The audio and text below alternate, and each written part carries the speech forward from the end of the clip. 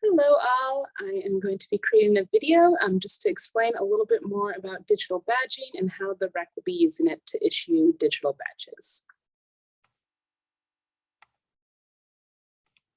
So I'm going to start actually from the very beginning. If you look at our manual, the username and password should be there.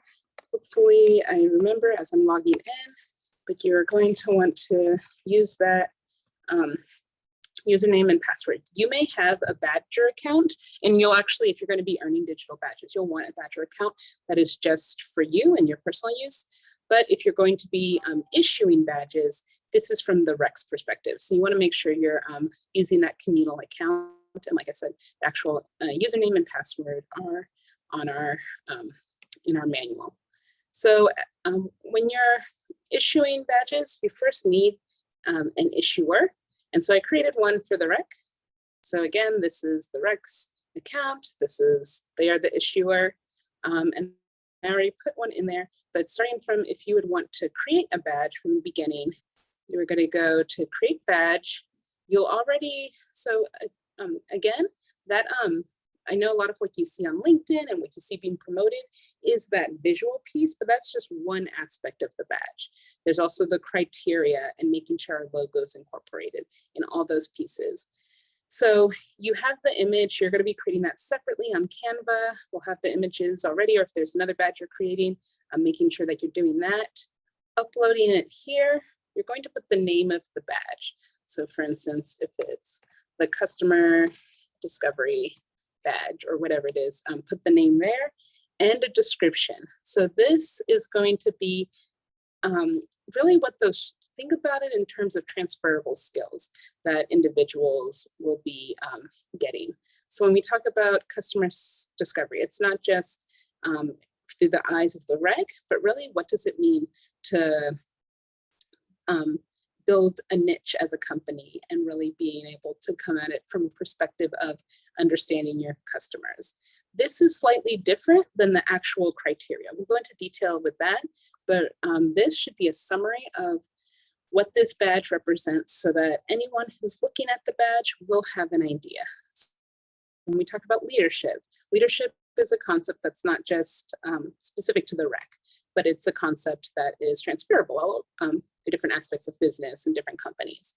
So really having a summary of what leadership is and the overall what goals are individuals who received this badge and what have they proven through achieving this badge.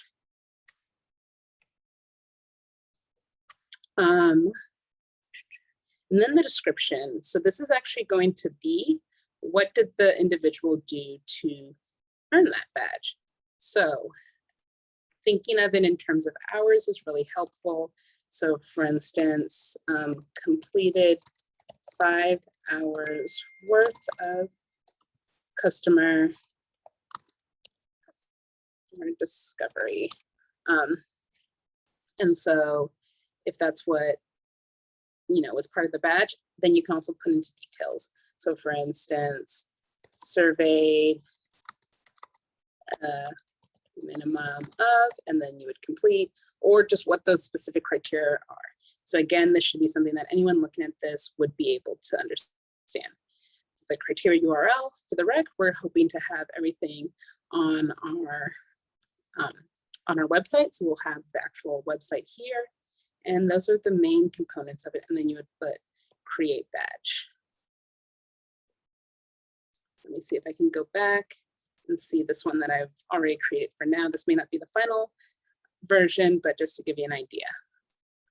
We have leadership development so that everyone can see exactly what is, when we talk about leadership development from the perspective of entrepreneurship and business, this is what we're looking at. The actual criteria, 5 hours total, and then specifics. I could actually probably number those and edit those just so you can see my process. So for instance, so when I put it in, as you can see, it was just in paragraph form. I put it in listed, but so 5 hours total, create a leadership development plan, and then attend 2 hours of leadership development training through experts in the field. Again, even using terms like workshops, that's something specific that the rec puts on, and there's something wrong with that. But when we talk about transferable skills, we're talking about leadership development training. That's really what they're doing to when they're attending those workshops. So you want to use terminology that's going to transfer, not that's going to only be specific to the rec. Someone reading this might not really understand what a rec workshop is if they aren't within our community. So just one example of being mindful of the language that you're using. If you have any other questions, I will continue to be adding information to our manual, but that just gives you a brief idea of this. Thank you all.